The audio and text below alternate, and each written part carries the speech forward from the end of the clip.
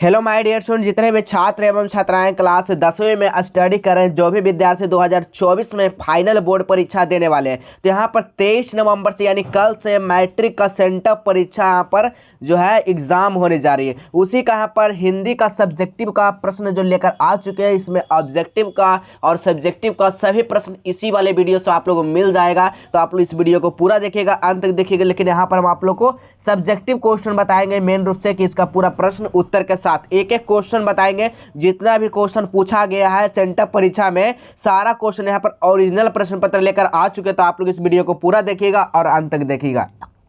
यहाँ पर आपको बता दें कि 200% गारंटी ओरिजिनल प्रश्न पत्र रहेगा बाबू। यहाँ पर कोई फेक वगैरह एडिटिंग वगैरह नहीं रहेगा, गारंटी के साथ नहीं मिलेगा। सीधा चैनल को आके अनसब्सक्राइब कर देना। लेकिन हमारा वीडियो बनाने का एक ही मकसद है कि आप लोग जो जितना हो सके आप लोग ये सब प्रश्न को याद कर लीजिए। अगर नहीं याद है तो याद कर लीजिए, उसके बाद ही आप लोग अपने स्कूलों में आप लोग एग्जाम दीजिएगा। अगर एग्जाम में फेल हो जाते हैं तो आपका फाइनल बोर्ड परीक्षा नहीं दे पाएंगे, आपका एडमिट कार्ड जो है नहीं जारी होगा। ठीक है, आपको चीटिंग नहीं करना है मेरे प्यारे बच्चों। ठीक है, जो भी क्वेश्चन बताया जा रहा है उसको आप लोग जो नहीं आता उसको आप कॉपी पर नोट कर लीजिए।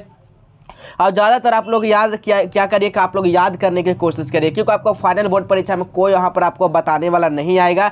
कोई आपको वहाँ पर फेक वगैरह यानी वहाँ पर कोई भी आपका जो है ना क्वेश्चन पेपर वायरल नहीं होने वाला है। ठीक है, तो इसलिए हम आप सभी को बता रहे कि आप लोग पढ़ाई कीजिए, मन लगा कर। समय बहुत ही कम है क्योंकि अब नवंबर पार होने वाली है, अब दिसंबर की शुरुआत होने वाला है। ठीक है, तो आप लोग जमकर तैयारी कीजिए। तो यहाँ पर चलिए सेंटर परीक्षा का जो यहाँ पर प्रश्न पत्र है वो जारी हो चुका है, तो हमारे पास भी आ चुका है। ठीक है, तो यहाँ पर देख सकते हैं कोड वगैरह 101 है, तो यहाँ पर सब्जेक्टिव क्वेश्चन पेपर लेकर आ चुके हैं। ठीक है, ये देख सकते हैं ऑब्जेक्टिव क्वेश्चन आप लोग मिला लीजिएगा। नहीं विश्वास है तो पहला क्वेश्चन ही आप लोग मिलाइएगा परीक्षा में जाते के साथ। ठीक है, तो उसके बाद ही आप लोग नीचे सब्जेक्टिव क्वेश्चन देखने की शुरुआत कीजिएगा। ठीक है, इसको ये भी बताएंगे क्वेश्चन पेपर कहाँ से डाउनलोड करना है, कैसे डाउनलोड करना है। ठीक है, यहाँ पर आपको 100 गो ऑब्जेक्टिव प्रश्न पूछा जाएगा। आइए हम लोग खा में यानी कि सब्जेक्टिव क्वेश्चन क्या कहा जा रहा है, सब्जेक्टिव क्वेश्चन का आंसर जो यहाँ पर दिया गया देख सकते हैं। खंड जो है बा में, ठीक है, खंड बा में क्या होता है सब्जेक्टिव क्वेश्चन, आप सभी को पता ही होगा। तो पहला जो है गद्यांश का दिया गया। ठीक है, यहाँ पर गद्यांश जो है पूरा यहाँ पर नहीं हम बताए हैं। यहाँ पर गद्यांश का सीधा पहला को क्वेश्चन देखिए क्या कर रहा है, गद्यांश का जो है पहला का जो आंसर है वो क्या है, कह रहा है व्यक्ति की प्रगति की आधारशिला क्या है। यानी व्यक्ति का जो प्रगति जो है आगे चलने की उसको आधारशिला क्या है, तो ये आत्मनिर्भरता के प्रगति आधारशिला है। ठीक है, आधार यानी कि आत्मनिर्भर, अपने पर जो है निर्भर करता है तभी हम आगे चलने के यानी कि आधारशिला है एक तरह का। ठीक है, चलिए अगला क्वेश्चन देखिएगा। अगला क्वेश्चन क्या कह रहा है, उन्नति की दौड़ में सबसे आगे कौन रहता है। उन्नति की दौड़ में तो जो व्यक्ति समाज में अपने सारे कार्य स्वयं करता है और जरूरतों पड़ने पर दूसरों को सहायता करता है, उन्हें क्या होती है, उन्नति दौड़ में सबसे आगे रहता है। ठीक है, याद रखिएगा, ये आपका दूसरा का आंसर हो गया यानी कि का गद्यांश का। अगला देखिएगा तीसरा यहाँ पर क्या कर रहा है, मैं कौन व्यक्ति पिछड़ जाता है। कौन जो है ना व्यक्ति पिछड़ जाता है, तो अपने कार्य के लिए दूसरे पर निर्भर रहना, वह व्यक्ति जो है क्या पिछड़ जाता है। जैसे कि अपने कार्य के लिए दूसरों पर आश्रित रहना कि वो देगा तब हम करेंगे, वो करेगा तब हम करेंगे, तो वैसे क्या होगा, पिछड़ जाता है। ठीक है, अगला देखिएगा। अगला क्या कह रहा है, समाज एवं मानसिक रूप से में यानी कि मानसिक रूप से स्वस्थ कौन होता है। तो स्वावलंबी व्यक्ति और सामाजिक और मानसिक रूप से स्वस्थ एवं यानी कि शक्तिशाली होता है। ठीक है, अगला क्वेश्चन देखिएगा। अगला क्वेश्चन क्या कहा जा रहा है अगला क्वेश्चन कर रहा है, उन्नति के शिखर पर कौन पहुंच जाता है। तो याद रखिएगा, आत्मनिर्भर व्यक्ति अपने जीवन में उन्नति के शिखर पर पहुंच जाता है। जिसके अपने पर आत्मनिर्भर है ना, वो उन्नति के शिखर पर 100% पहुंच जाएगा। ठीक है, अब यहाँ पर देख सकते हैं गद्यांश खा का आंसर दिया गया। दो गद्यांश का आपको उत्तर देना है पर, तो हम पहला का ही का और खा को ले लिए। ठीक है, यहाँ पर पहला ही का को खा, यहाँ पर खा देखिए गद्यांश दिया गया है।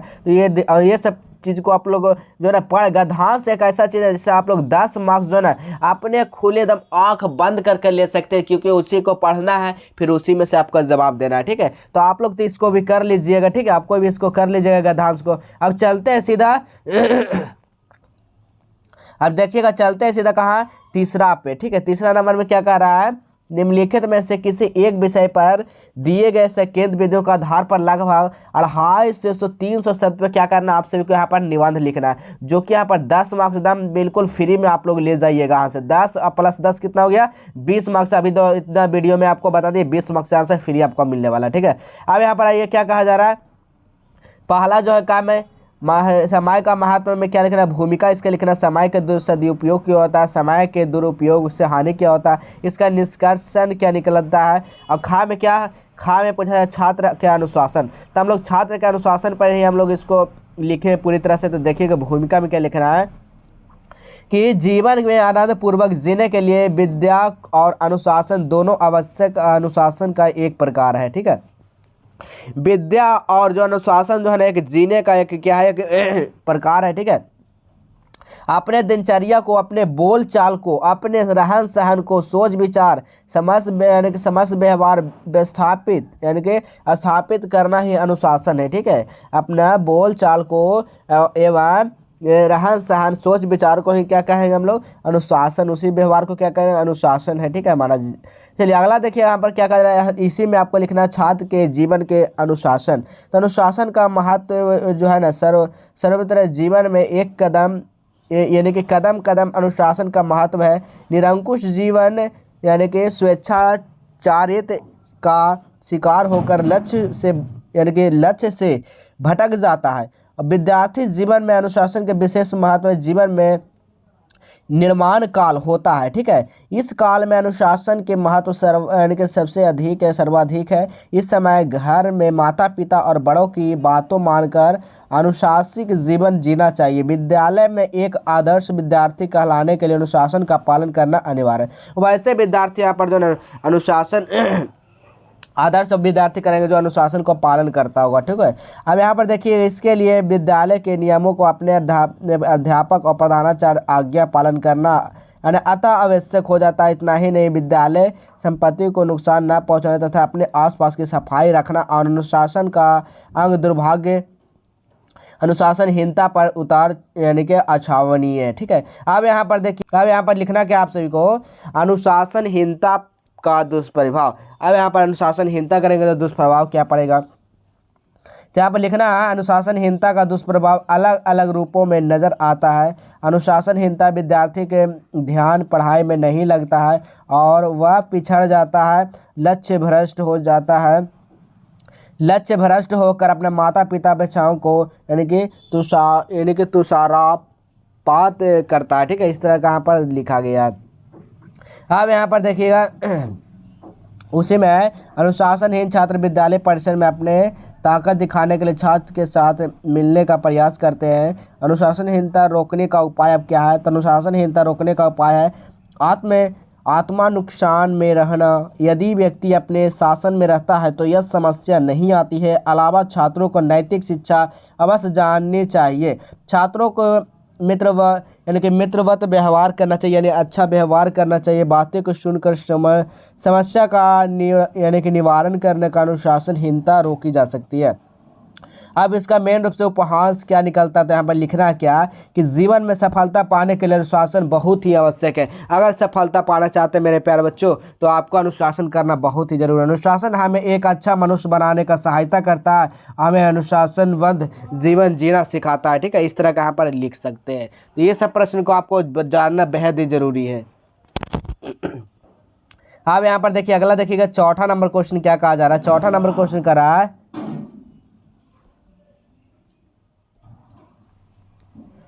अब यहाँ पर देखिएगा चौथा नंबर में जो क्वेश्चन आपसे पूछा जा रहा है क्या कह रहा है समझिएगा। अपने प्रधानाध्यापक के पास एक आवेदन पत्र लिखिए जिसमें विद्यालय पुस्तकालय हेतु भीमराव अम्बेडकर की यानी तिथि के पुस्तक मंगवाने का यानी निवेदन किया गया है। तो आप लोग इसी तरह लिख सकते हैं कि प्रधानाचार्य, पहले आपको क्या लिखना है यहाँ पर कि प्रधानाचार्य, आपको जो भी आपका प्रधानाचार्य है वो आपका विद्यालय का नाम है, वो कहाँ पढ़ता है वो ये आपको लिख देना है। उसके बाद आपको दिनांक भी यहाँ पर लिख सकते हैं। फिर विषय में लिखना है पुस्तक मंगवाने हेतु प्रार्थना पत्र, यहाँ पर लिख देना क्या, भीमराव अम्बेडकर, भीमराव अम्बेडकर, इस तरह से यहाँ पर लगा दीजिएगा जो भी क्वेश्चन में कहा जा रहा है, ठीक है।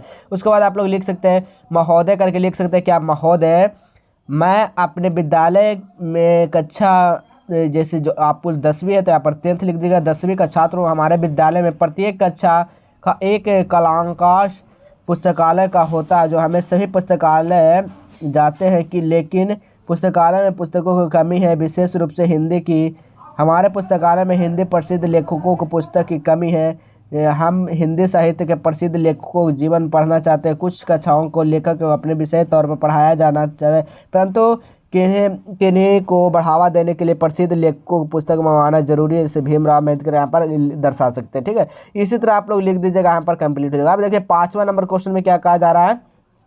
निम्नलिखित में से किन्हीं 5 प्रश्नों का जवाब देना जो कि 20 से 30 शब्द में आपको जवाब देना है, जो कि हमेशा 2 मार्क्स का होगा। यहाँ से भी आपका 10 मार्क्स कंप्लीट होगा। ठीक है, तो ये भी आप लोग एकदम बेहतरीन तरीके से लिखिए, कोई दिक्कत नहीं होगा। आप देखिए पहला क्वेश्चन है 20 के दांत शीर्षक पाठ में सेन साहब परिवार में बच्चों को पालन पोषण किए जा रहे लिंग के आधार पर भेदभाव को लिखना है। ठीक है, तो लिखना है क्या, सेन साहब के घर में 5 लड़कियां और 1 लड़का। क्या कहा जा रहा है, सेन साहब के घर में कितना है, 5 लड़कियां हैं और 1 लड़का। कहने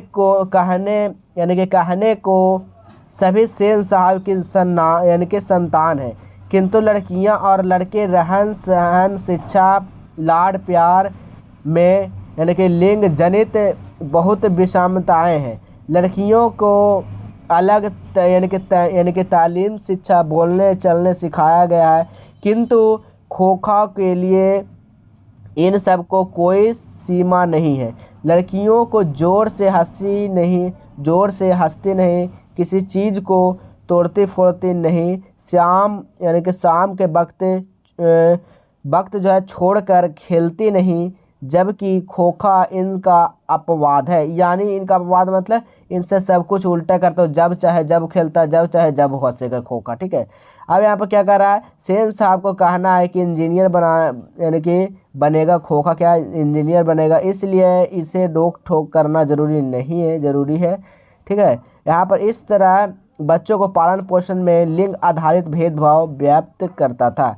अब यहाँ पर दूसरा नंबर क्वेश्चन क्या कहा जा रहा है, भारत की ग्राम पंचायतों की किस अर्थ और किसके लिए लेखक मैक्स मुलर को महत्वपूर्ण बताया। अब यहाँ पर दूसरा का आंसर लिखना है, क्या लिखना है, तो यहाँ पर लिखना आप सभी को, अत्यंत सरल राजनीतिक इकाइयों को निर्माण और विकास के संबंध, प्राचीन युग के कानून, पुरातन के रूप में महत्व और विशिष्ट ज्ञान पालने वाले के लिए लेखक ग्राम पंचायत का महत्वपूर्ण बताया गया है। भारत की ग्राम पंचायतों को लेखक ने स्थानीय स्वशासन के अर्थ में लिया है। यह ऐसी प्राणी जिसमें ग्रामीण अपने शासन खुद करते हैं। क्या लग रहा है, जैसे शासन खुद करते हैं। अब यहाँ पर देखिए, लेखक गुणाकर मूल्य किन भारतीय लिपियों को देवनागरी को संबंध बताया। तीसरा का आंसर लिखना है, किसको संबंध बताया था, तो लेखक संस्कृत, प्राकृतिक, गुजराती, बंगाली तथा ब्राह्मी लिपियों देवनागरी को जो है संबंध बताया है, नागरी नंदी लिपि संबंध। ठीक है, इस तरह से यहाँ पर लिख सकते हैं। अगला क्वेश्चन देखिए, अगला क्वेश्चन क्या कर रहा है, संगीत भारती में बिरजू महाराज का दिनचर्या क्या थी, इसके बारे में लिखना है। इसका दिनचर्या क्या था, तो लिखना है, बिरजू महाराज का अवकाश दरियागंज में था। वहाँ से प्रतिदिन 5 या 9 नंबर की बस पकड़कर संगीत भारती जाना होता है। वह प्रदर्शन का अवसर पर कम मिल फिर भी हाजिर रहना पड़ता था। इस तरह का यहाँ पर लिख सकते हैं। अब चलिए अगर बता देते हैं कहाँ से प्रश्न पत्र को कैसे डाउनलोड करना है, कहाँ से डाउनलोड करना। तो सबसे पहले आपको गूगल को ओपन करना है। यहाँ पर सर्च क्या करना है, QN मॉल सर्च करना। क्या सर्च करना है, QN मॉल सर्च करना। ठीक है, इसी तरह से आपको यहाँ पर सर्च कर दीजिएगा। देखिएगा 100% है वो 200% गारंटी डाउनलोड होगा। मेरा गारंटी है, मेरा आपको जिस तरह से हम आपको बता रहे हैं सारा प्रश्न पत्र यहाँ आपको मिलेगा। ठीक है, तो चलिए QN मॉल जैसे ही आप लोग सर्च कर देता है यहाँ पर नीचे आ जाना। आपको नीचे आने के बाद यहाँ पर देख सकते क्लास 10th का सेक्शन दिखेगा, तो यहाँ पर देख सकते क्लास 10th का सेक्शन है। ठीक है, तो यहाँ पर आपको आ जाना है। यहाँ पर देख सकते सारा प्रश्न पत्र का यहाँ पर आंसर की जो है ना अपडेट है यहाँ पर हो गया है, आप लोग यहाँ से आकर देख सकते हैं। ठीक है, अब यहाँ पर देखिए जो भी आपका सब्जेक्ट का जैसे हिंदी का हमारा आता है, हिंदी वाला पे क्लिक करेंगे, या तो आप डायरेक्ट यहाँ पर भी क्लिक कर सकते हैं। तो चलिए हम नीचे वाला मैट्रिक ऑल क्वेश्चन पेपर पर क्लिक करते हैं, क्योंकि यहाँ से सारा आसानी होगा करने में। तो इस पर जैसे आप लोग क्लिक करते हैं, अब आपको सेंटर पे सभी ओरिजिनल प्रश्न पत्र यहाँ पर आ जाएगा। अब आपको नीचे आ जाना है। नीचे आने के बाद देखिए रूटीन वगैरह सारा कुछ अब हिंदी वाला है, तो हिंदी वाला सामने पे हम लोग क्या करेंगे, क्लिक करेंगे, क्योंकि इसके सामने हिंदी है तो हिंदी वाला पे क्लिक कर देंगे। ठीक है, तो चलिए जैसे ही आप लोग हिंदी वाला पे क्लिक करते हो अब यहाँ पर आपको नीचे आ जाना है मेरे प्यारे बच्चों, सेंटर परीक्षा ओरिजिनल प्रश्न पत्र। अब नीचे अब यहाँ पर देखिएगा 23 नवंबर जो है ना हिंदी का यहाँ पर ऑब्जेक्टिव प्रश्न का देखिए आंसर भी यहाँ पर सारा अपडेट हो चुका है। यहाँ पर आकर देख सकते हैं सारा जो आंसर क्या अपडेटेड है, देख सकते हैं पूरा आंसर भी अपडेट यहाँ पर कर दिया। आप सब्जेक्टिव क्वेश्चन का बात आता है तो सब्जेक्टिव क्वेश्चन भी यहाँ पर देखिए लघु दीर्घ उत्तरीय प्रश्न का यहाँ पर सब्जेक्टिव क्वेश्चन भी दे दिया गया मेरे प्यारे बच्चों। देख सकते हैं सारा हमारे प्रश्न पर जितना भी आपको वीडियो में बता रहे हैं सारा प्रश्न पत्र यहाँ पर भी आपको मिल जाएगा। आप लोग यहाँ से आकर देख सकते हैं सारा कुछ यहाँ पर दे दिएगा, A to Z क्वेश्चन यहाँ पर है, तो आप लोग यहाँ से भी आकर लिख सकते हैं। जो जो आपका प्रश्न की जरूरत है इसमें आकर लिख सकते हैं, सारा प्रश्न यहाँ पर दे दिया गया। अगर डाउनलोड करना चाहते हैं आप लोग यहाँ से सब्जेक्टिव क्वेश्चन डाउनलोड कर सकते हैं, नहीं डाउनलोड होता है तो आप लोग यहाँ से आप लोग नोट कर लेंगे, स्क्रीनशॉट कर लेंगे और आप लोग याद कर लेंगे। ठीक है, तो आपको समझ में आ गया होगा। चलिए अब अगला क्वेश्चन देखते हैं। अगला क्वेश्चन क्या कहा जा रहा है, अगला क्वेश्चन है 5वां नंबर। ठीक है, 5वां नंबर क्वेश्चन क्या कहा जा रहा है, 5वां नंबर क्वेश्चन कहा जा रहा है कवि रेनर मारिया रिल्फे किसको कैसा सुख देता है मेरे बिन प्रभु, यानी कि मेरे बिना तुम प्रभु कविता के आधार पर लिखें। तो लिखना क्या, कवि अपने कोपोलो को नर में स्याया पर विश्राम कर रहे ईश्वर को कृपा दृष्टि से सुख प्रदान करता है और वह चट्टानों की ठंडी गोद में सूर्यास्त के रंगों में घुलने का क्या करता है, सुख देता है। इस तरह का यहाँ पर लिख सकते हैं, सुख देता है। अब देखिए यहाँ पर छठा था, आपको 5 प्रश्न का उत्तर देना है मेरे प्यारे बच्चे, लेकिन यहाँ पर हम आपको 10 तक दे दिए हैं, तो आपको अच्छी बात है, इससे आपको बेहतर तैयारी भी हो जाएगी। तो आप लोग यहाँ पर आकर देख सकते हैं सारा प्रश्न पत्र। अब यहाँ पर क्या करना है, व्याख्या करना है। आपको क्या करना है, व्याख्या करना। तो व्याख्या करना, अगर बाल्टी भरी हो तो मछली उछालकर नीचे आ जाती है, इसको व्याख्या करना। ठीक है, तो यहाँ पर व्याख्या करने के लिए यहाँ पर दिया गया, आप लोग देख सकते हैं सारा कुछ। अगर बोर्ड परीक्षा की तैयारी करना चाहते हैं हमारे चैनल के माध्यम से तो आप लोग PDF नोट से ज़रूर खरीदेंगे। मात्र जो है 199 रुपया आज का ही बस ये आपका रहेगा, जब तक सेंटर परीक्षा चलेगा ना, जब तक चलिए ऑफर दे तो आपको मात्र 199 रुपये में। तो फटाफट जो है इस नंबर पर आप लोग को पेमेंट करना है, 9122971601, इस पे पेमेंट करना आप लोग को और स्क्रीनशॉट भेज देना 199 रुपये का। ठीक है, सारा सब्जेक्ट का यहाँ पर बोर्ड एग्जाम का जो क्वेश्चन हम लड़ेगा 100% वही सब क्वेश्चन भेजेंगे, उसको बस याद कर लेना है मेरे प्यारे बच्चों। ठीक है, तो आइए यहाँ पर जल्दी फटाफट इस नंबर पर पेमेंट कीजिए, सारा प्रश्न पत्र जो है आपको मिल जाएगा। ठीक है, यानी सारा नोट्स वगैरह PDF वगैरह सारा मिल जाएगा। तो फटाफट इसी नंबर पे पेमेंट करना है, 9122971601। तो चलिए इसी तरह मिलेंगे फिर अगले नए नेक्स्ट वीडियो में।